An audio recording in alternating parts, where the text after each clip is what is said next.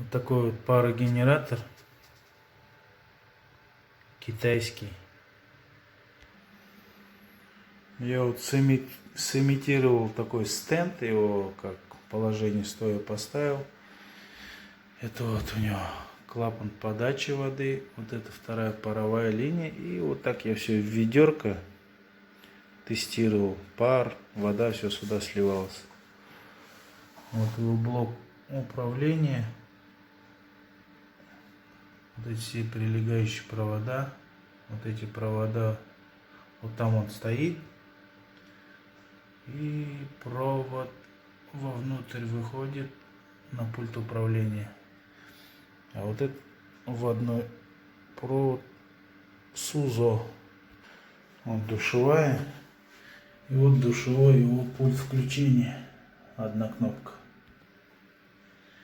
Ну, меня вызвали, у них парогенератор не работал. Он холодную воду просто сливал и все, а нагрева не было. Вот здесь такая кнопка reset, это температурный термостат. Когда он перенагревает, его выбивает. Он был выбитый, вот, но не запускался. Проверили блок управления электронным. Все у него было рабочее. Проблема была в термодатчике. Вот такой вот термодатчик. Он вставляется непосредственно в тен. Он был сгоревший. Вот что-то не фокусирует. Вот его номиналы.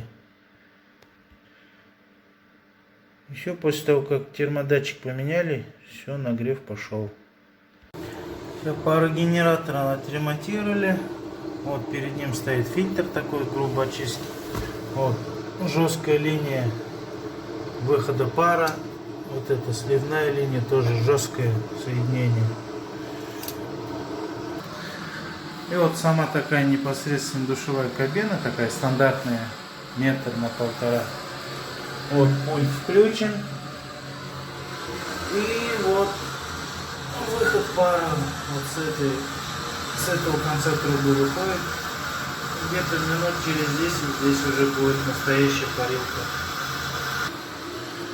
Кому интересны подробности, пишите комментарии, отвечу. По ремонту, по установке, ну и так далее. Все, что связано с парогенераторами.